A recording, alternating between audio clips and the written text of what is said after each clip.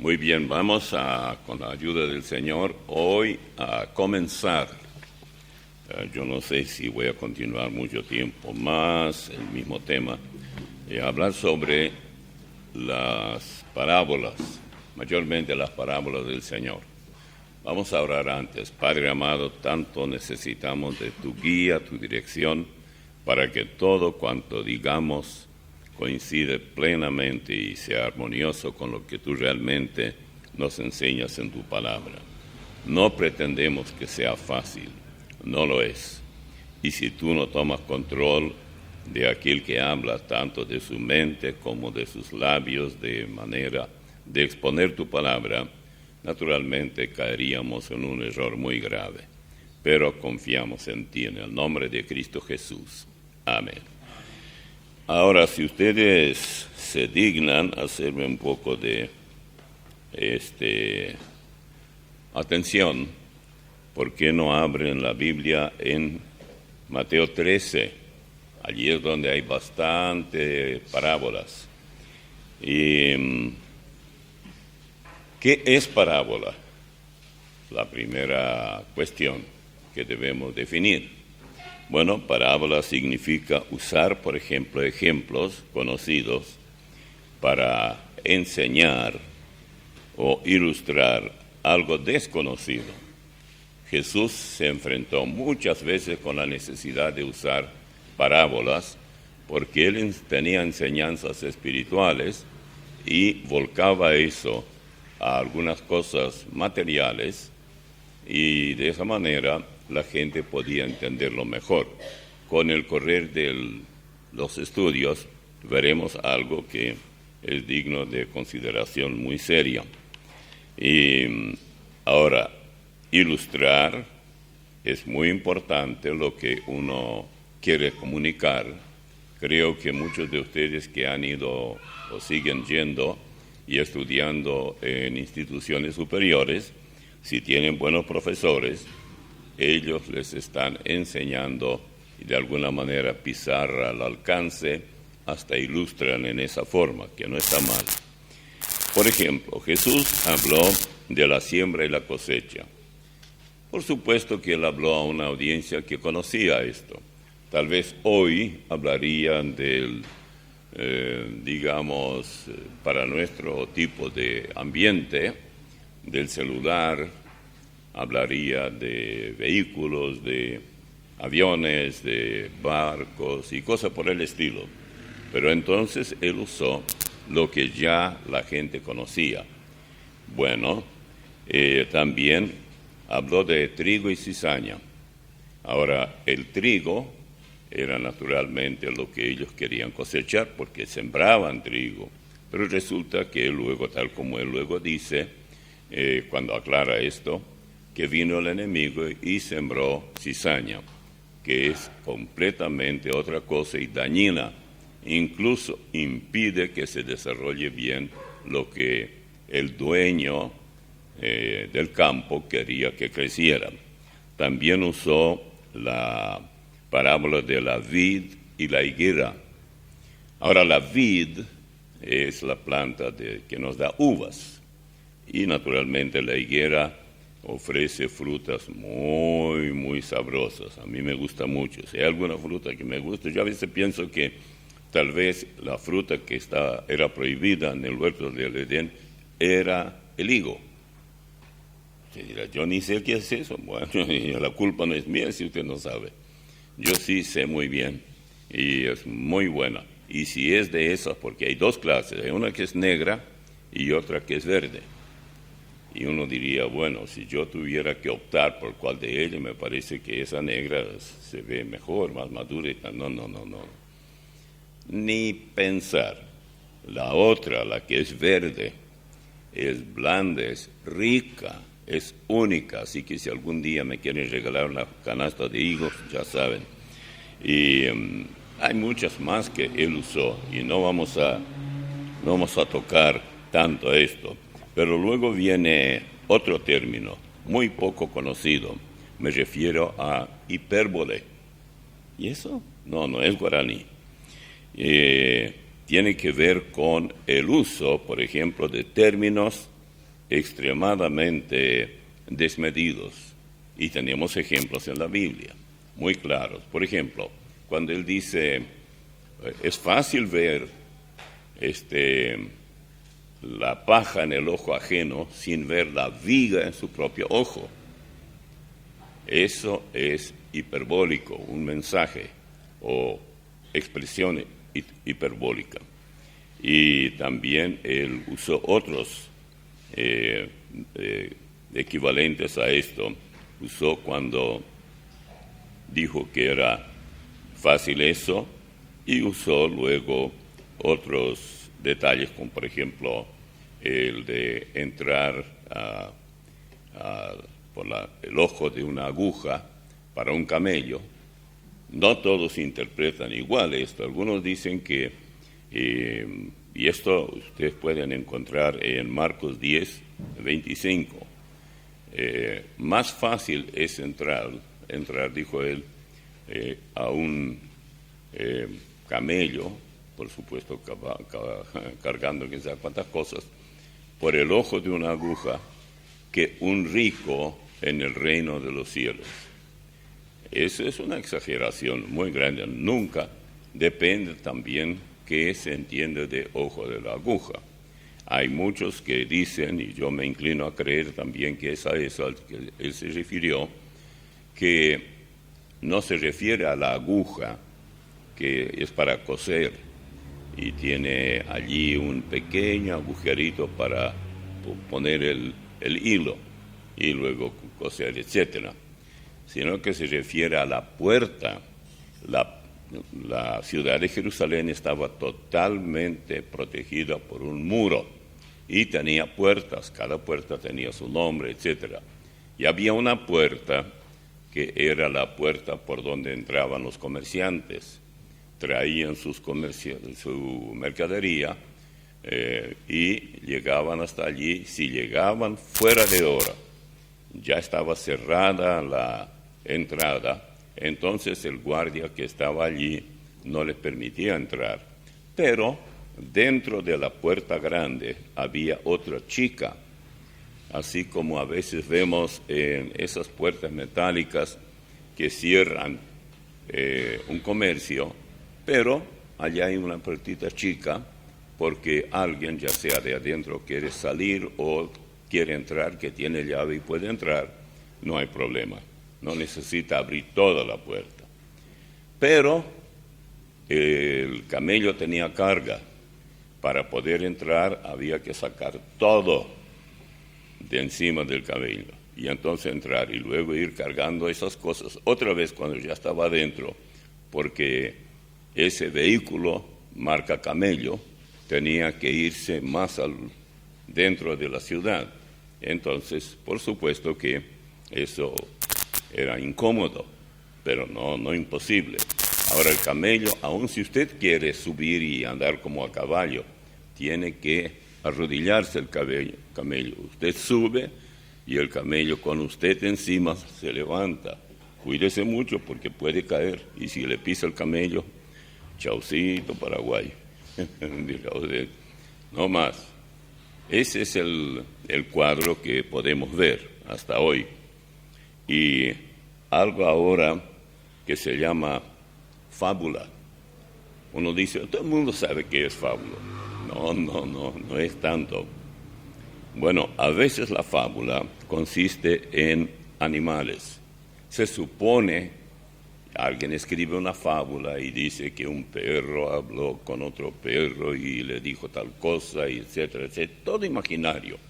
Sabemos que no es verdad, pero como fábula está bien. Pero también existe otro caso donde la fábula consiste en plantas, bosque, donde los árboles se hablan. Un buen ejemplo tenemos en Jueces 9, 8 en adelante, pero yo no voy a leer hasta el 16, aunque lo ideal sería, aquellos que quieren entender mejor de qué se trata aquí, voy a leer parte. Versículo 8 dice en Jueces capítulo 9. Fueron una vez los árboles, a elegir reyes sobre sí, y dijeron al olivo: reina sobre nosotros.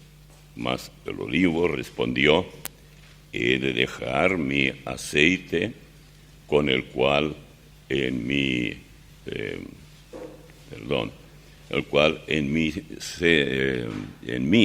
se honra a Dios y a los hombres, para ir y ser grandes sobre los árboles.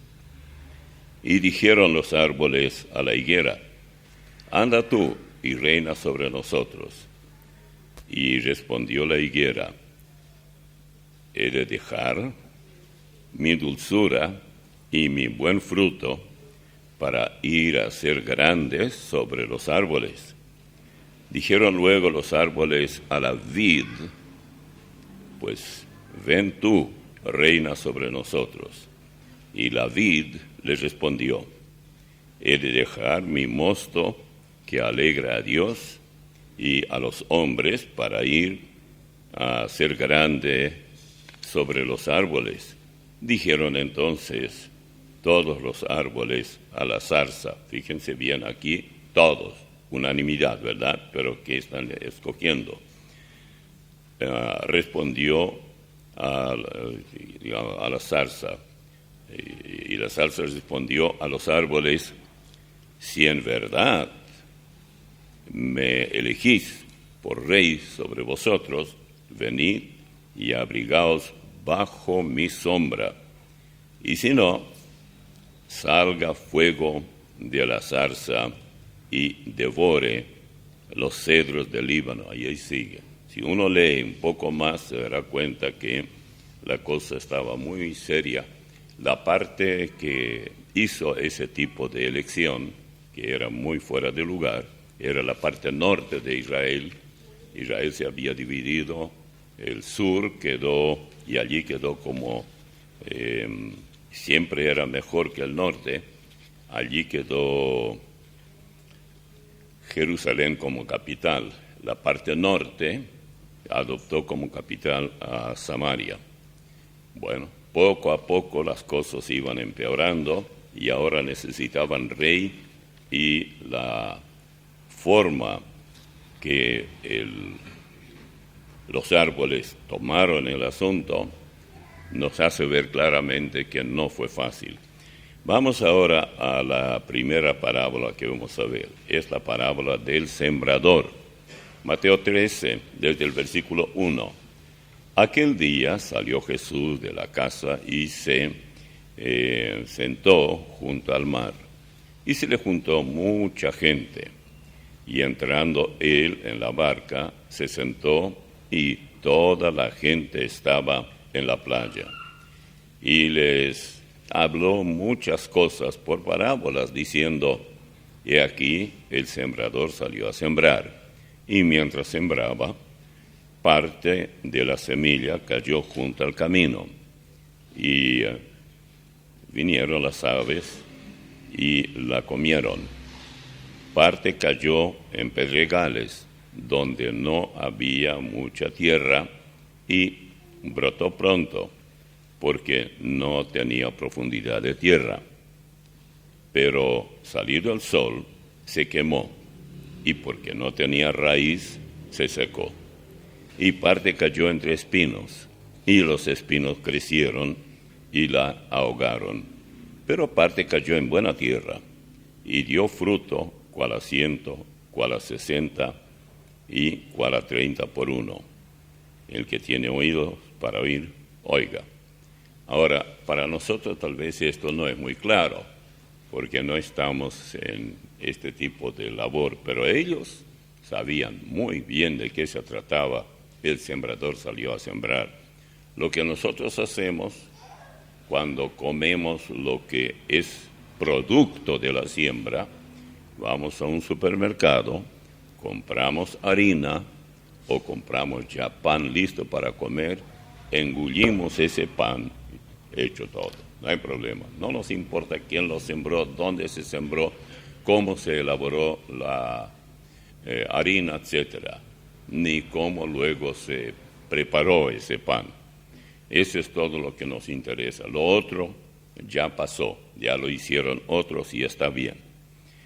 Pero Jesús estaba hablando a una audiencia que conocía esto. Muchos de ellos hacían ese trabajo. Y el hecho que él diga que había diferentes terrenos, por ejemplo, junto al camino, bueno, eso significa que el camino, como es tan aplastado y duro, la semilla fácilmente es vista por las aves que vuelan. Y mientras volaban, tragaban esa semilla que ya no pudo, desde luego, germinar, porque no pudo ser cubierta por la tierra. Así que ese es un problema.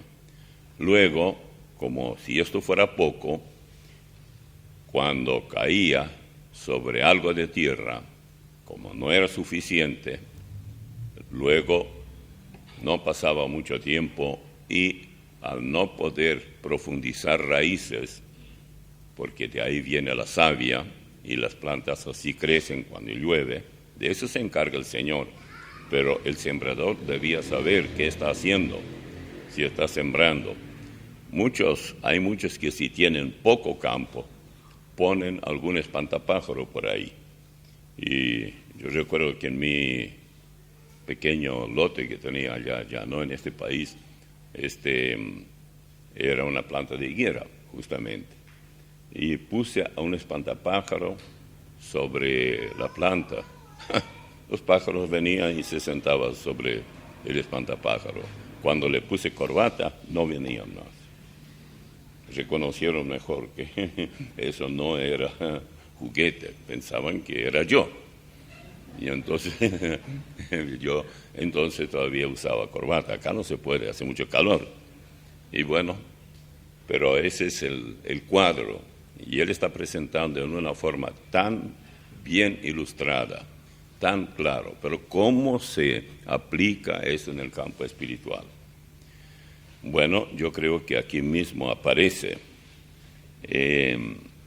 las personas que escuchan la palabra de Dios, a veces como que se entusiasman mucho.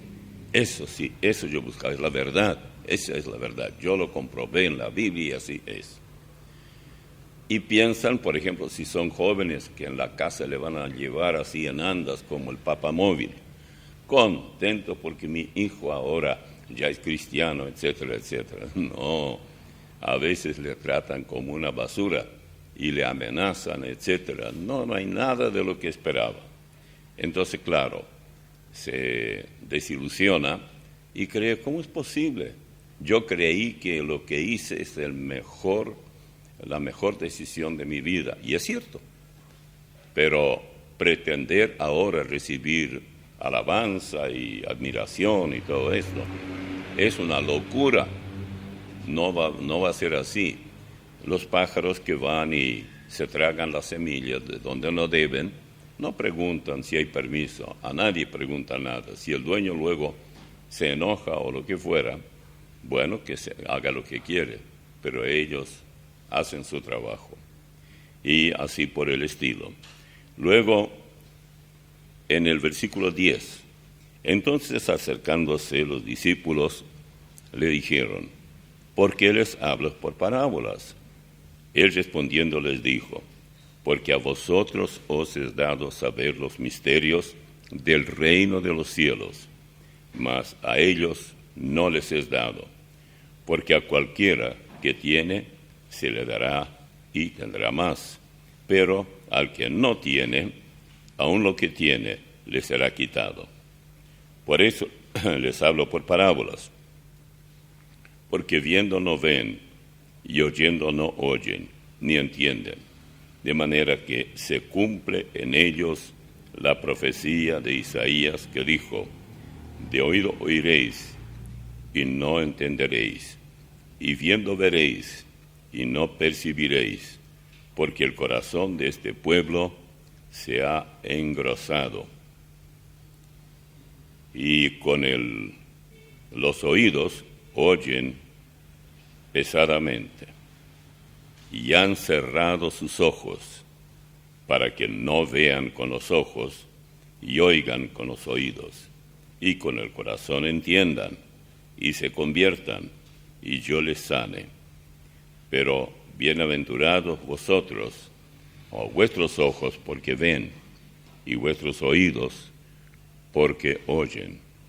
Porque de cierto os digo que muchos profetas y justos desearon ver lo que veis y no lo vieron, y oír lo que oís y no lo oyeron.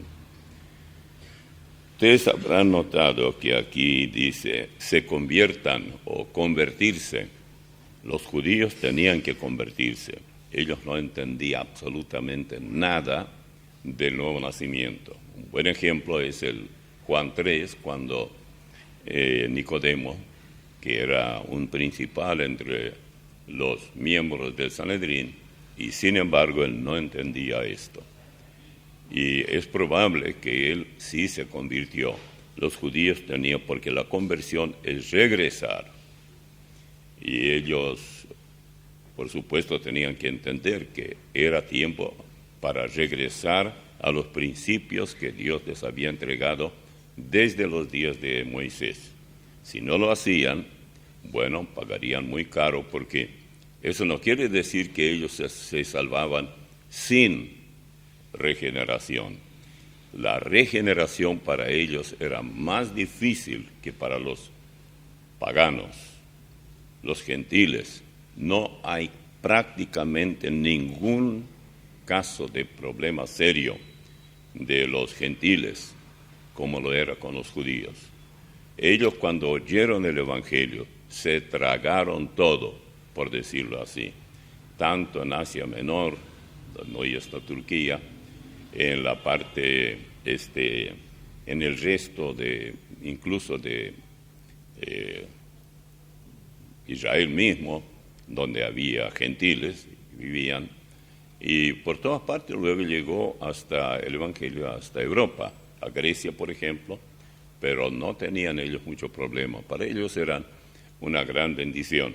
El problema eran los judíos, como no solamente no creían, sino que causaban serio problema y dificultad a los gentiles que creían. Recordamos, creo yo, muy bien lo que ocurrió con aquellos que comenzaron a insistir a que los gentiles se sometieran a ciertas prácticas que eran dadas a los judíos en la ley de Moisés. Y ellos tenían luego, los cristianos de allí, junto con Pablo y Bernabé, ir hasta Jerusalén para averiguar qué hacer con eso. Era un serio problema. En el libro de los Hechos, vamos a ver esto porque es muy, muy interesante verlo con lo que ya estamos hablando. Es en el capítulo 15. Y gracias al Señor que Él nos ayuda a entender todo esto mediante su palabra.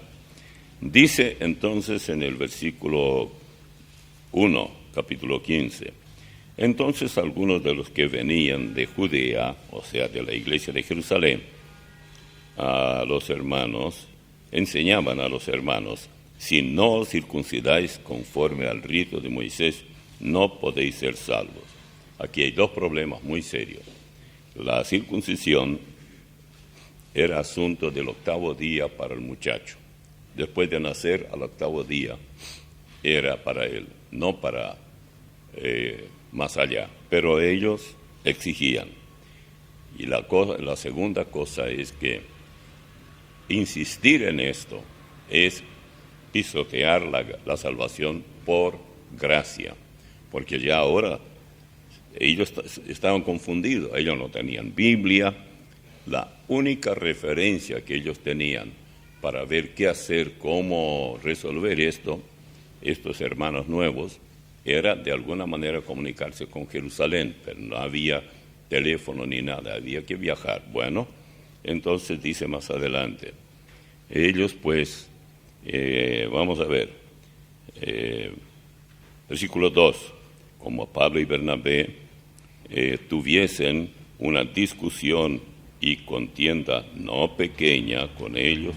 Ustedes se imaginan a Pablo y Bernabé hablando y diciendo: hermanos, ¿qué están hablando ustedes? Basta con eso.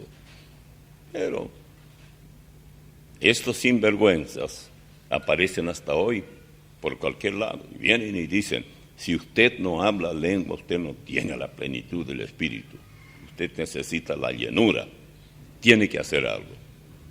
Y si usted le pregunta qué es eso, se comienzan a confundir como el camino el caballo viejo, el pingo viejo que ya estira las patas traseras. No puede levantar, porque está muy viejo. Ellos tampoco pueden galopar, pero hablan de lo que no entienden. Por eso, estos hermanos de allá, de algún lugar de Galacia, por ejemplo,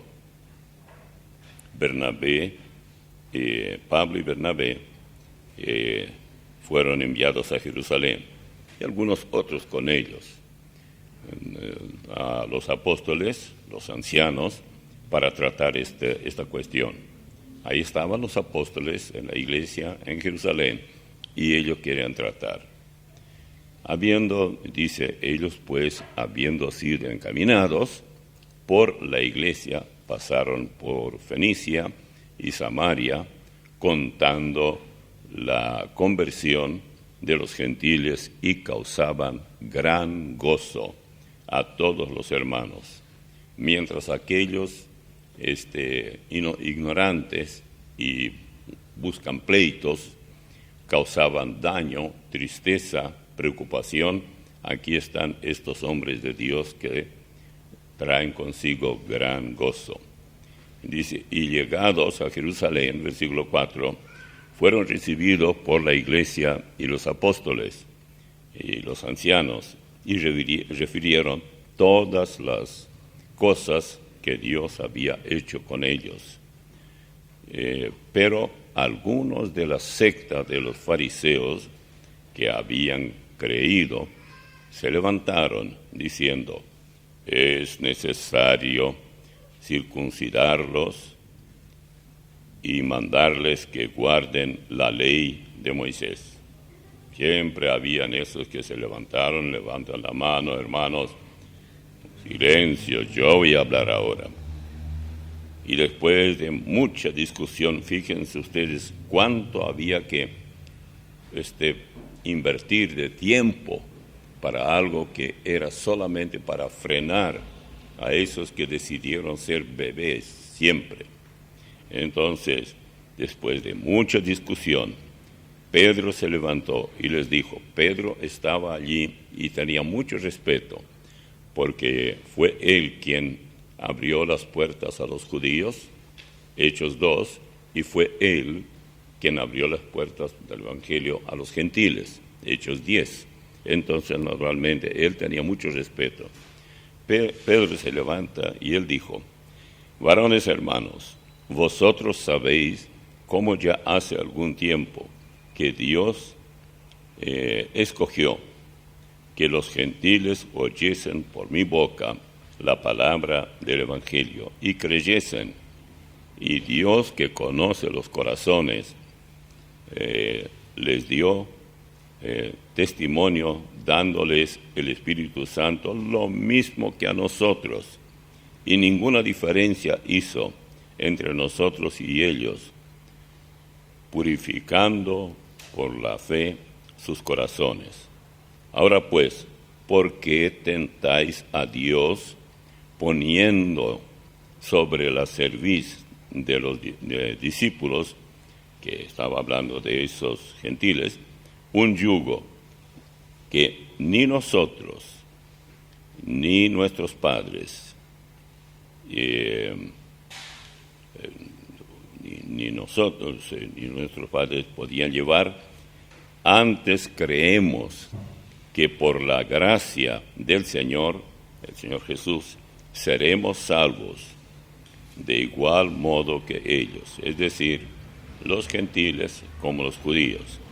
Entonces toda la multitud calló, y naturalmente de ahí en adelante dice que ellos decidieron que definitivamente por unanimidad ellos decidieron que hay que mandar una carta y animar a esos hermanos que ya estaban con cierto temor.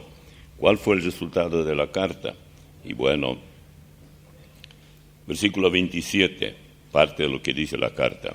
Así que enviamos a Judas y a Silas, los cuales también de palabra os harán saber lo mismo, porque ha parecido bien al Espíritu Santo y a nosotros no imponeros ninguna carga más que estas cosas necesarias, que os abstengáis de lo sacrificado a ídolos, de sangre, de ahogado, de fornicación y otras cosas pequeñas ahí menciona. Versículo 30. Así pues, los que fueron enviados descendieron a Antioquía, reuniendo a la congregación, entregaron la carta habiendo leído la cual, se regocijaron por la consolación. La carta fue de consuelo. Quiera Dios que nosotros seamos tan útiles como lo fueron ellos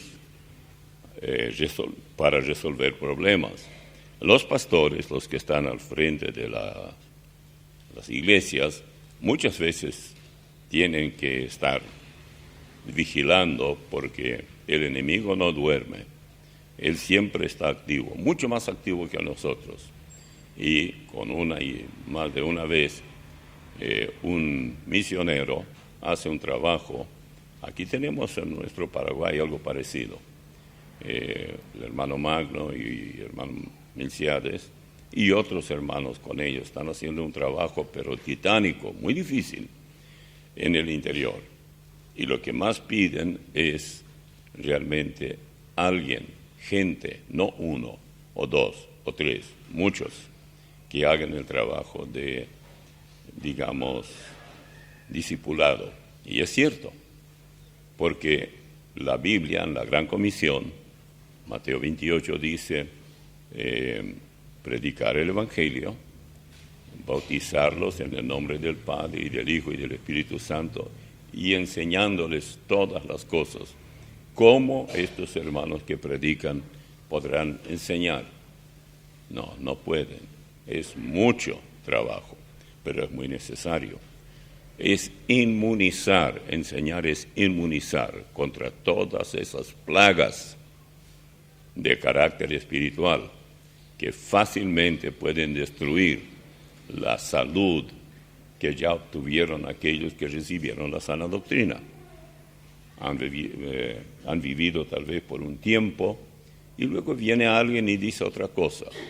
Y esos que engañan tienen una habilidad única. Por algo Satanás logró lo que logró en el huerto del Edén. Yo no voy a ir a detalles de esto, pero es un hecho que Satanás tiene mucha diplomacia. Usted dice las cosas, sí, pero usted, y está bien lo que usted dice, pero hay otra forma de decir. Es decir, hay que adular un poco realmente lo que quieren decir. Pero yo no sirvo para eso, simplemente. Creo que uno tiene que, ahí en la carta de los Corintios, el apóstol Pablo les habla de una manera tan tajante, tan terminante. Y yo no vi en ningún personaje de la Biblia, comenzando ya con Moisés en adelante, todos los hombres a quienes Dios llamó, a quienes Dios equipó para que proclaman el Evangelio, eran tajantes, terminantes, sabían lo que enseñaban. Nunca andaban, arriba y abajo, no. Ellos directamente enseñaban lo que sabían que era la verdad. No vale la pena. Hay médicos, por ejemplo. Una hermana me dijo allá en California que yo la conocí hace mucho tiempo porque era parte de nuestro trabajo en la onda corta. Estuvimos hablando, cuando uno ya se hace un poco antiguo, habla de enfermedades y todas esas cosas. Y pregúntele al hermano Rogelio.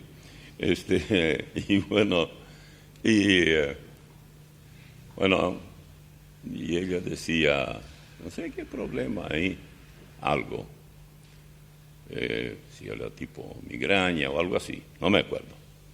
Y digo, ¿y qué te dicen los médicos? Sí, la doctora me dijo, mira, te voy a prescribir 2 cosas, toma las 2, vamos a ver cuál te va a hacer bien. ¿Cómo se entiende esto? Si va a tomar las 2, al mismo tiempo, ¿cuál de ellas hizo el bien? Y esto no en un país del tercer mundo. A mí me dijo algo, usted ya está en la tercera edad. No, estoy en la 7ª. No tengo ningún problema de ser antiguo. Porque todo lo antiguo es mejor que lo nuevo. Así que yo no tengo problema con eso. No se preocupen por esa parte. Ahora, yo no sé cómo le fue después, pero ella dijo, nunca más voy a ir a ver a esa doctora. Tal vez lo que ella quería decir es, toma esto, si no te hace bien, deja y toma la otra. Pero la señora esta no me dijo en esa forma. Así que yo quedé totalmente confundido y no sabía cómo interpretar eso, porque creí que un médico no puede hacer ese tipo de receta. Dar esto y aquello, tómalo y veamos qué te hará bien, si te hará bien. De esa forma, si es así, yo mejor me quedo con las hierbas que prescriben acá por cualquier lado. Y pruebo una, y si no me hace bien, pruebo la otra. Si tampoco me hace bien, hasta que venga una que me mata. Si no, ¿qué voy a hacer? Permítanme leer un poco más. Volviendo a Mateo 13. Versículo 18. Oíd pues vosotros la parábola del sembrador. Ahora les habla a los apóstoles. Cuando alguno oye la palabra del reino y no la entiende, viene el malo y arrebata lo que fue sembrado en su corazón. Este es el que fue sembrado junto al camino, y el que fue sembrado en pedregales, este es el que oye la palabra, y al momento la recibe con gozo, pero no tiene raíz en sí mismo, que dice que es el de corta duración, pues al venir la aflicción o la persecución por causa de la palabra, luego tropieza. Y el que fue sembrado entre espinos, este es el que oye la palabra. Pero el afán de este siglo y el engaño de las riquezas ahogan la palabra y se hace infructuosa. Mas el que fue sembrado en buena tierra es el que oye y entiende la palabra, y da fruto, y produce a 100, y a 60, y a 30 por uno. A ver, ¿cuántos entienden eso de 30, 60 y tanto por uno? Él habla de, por ejemplo, trigo, tiene espigas. A mí se me ocurrió alguna vez tomar una espiga y contar cuántas semillitas tiene. No todas tienen igual cantidad, pero leyendo este texto yo sé que algo pasa con esa planta, o la tierra no era lo mejor, o el tipo de semilla no era lo mejor.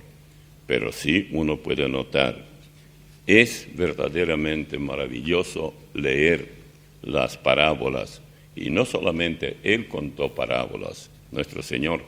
También hay muchas en el Antiguo Testamento que los hombres han dicho, y no solamente lo que nosotros ya mencionamos hoy en parte, sino que hay otras en los Evangelios y en las epístolas. Así que, y ni que hablar en Apocalipsis, hay muchos cuadros descritos en una forma no literal, porque nadie podría entender hoy, pero dice, Juan vio tal cosa. ¿Y cómo entender eso? En su época Él pudo decir eso de manera tal que se pueda entender. Pero hoy, estando nosotros como estamos, tan avanzados, tan sabios, tan, inteligentes, no vamos a retroceder a la época de cuando se escribió el Apocalipsis. Creo que tenemos que aprovechar la oportunidad que todavía nos queda, sembrar las semillas, sin importar si cae sobre buena tierra, si sobre pedregales, si entre espinos. Ese no debe ser de ninguna manera, esa no debe ser nuestra preocupación. Dejemos que Él se preocupe de esto. El Señor sabrá cómo hacerlo. Pero hagamos lo que nosotros podemos hacer, y es sembrar la semilla. Aquellos que de verdad no pueden salir por ahí al campo para predicar el Evangelio a los que necesitan, he mirado un poco algunas fotos que yo digo desafío, aún para mí. En algunos casos hay una laguna en pleno campo y hay unos chicos mirando. Y el pobre Milciades tratando de bautizar, y si la persona es un poco gorda y grande, ustedes lo vieron, él es chico, y no es fácil. Pero los chicos mirando es curioso para ellos. A ver, ¿qué va a hacer este muchacho con esta persona tan pesada? Pero yo creo que salió con vida, porque no escuché nada que la policía diga que fueron ahí para bautizar los protestantes y ahogaron a tal o cual persona. Pero él lo hace de cualquier manera. Y ellos mismos reclaman, necesitamos a gente que sepa hacer, que madure esta gente, discipularlos, pero hay que saber cómo discipular. Yo no sé si aquellos que saldrían saben qué les van a decir. Primero hay que asegurarse que la persona entendió lo que es el salvo. Y aquí el factor gracia, o sea, salvos por gracia, seguridad de la salvación, es fundamental. Por allí hay que comenzar. Demostrar por las Escrituras que así es. ¿Por qué los cristianos estaban tan contentos y felices en el origen? Porque se dieron cuenta. Primero hablemos de los judíos. No necesitaban ofrecer ni cordero, ni becerros, ni tal o cual holocausto, nada. Pero ellos eran salvos por la fe en Cristo. Ellos aceptaron que el Mesías de ellos era Jesús, quien fue clavado de una cruz y murió por ellos. Ya está. Los gentiles se dieron cuenta que se les abrió la puerta, que nunca la tenían.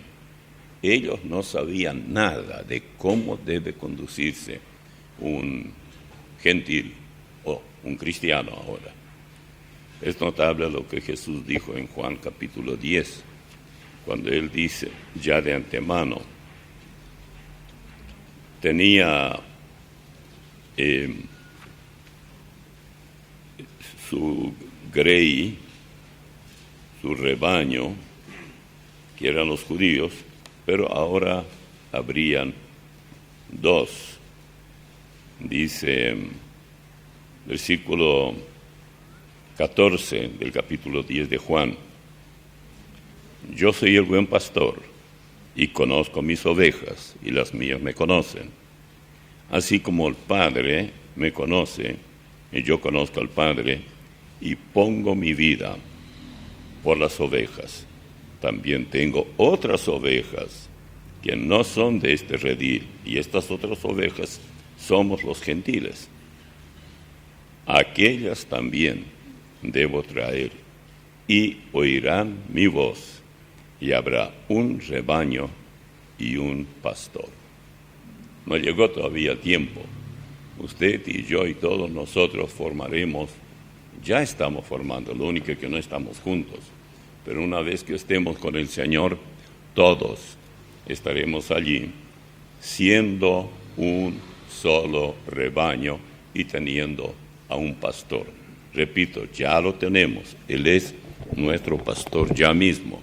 No hay que esperar. Lo que pasa es que no estamos seguros porque no vemos. No es necesario ver.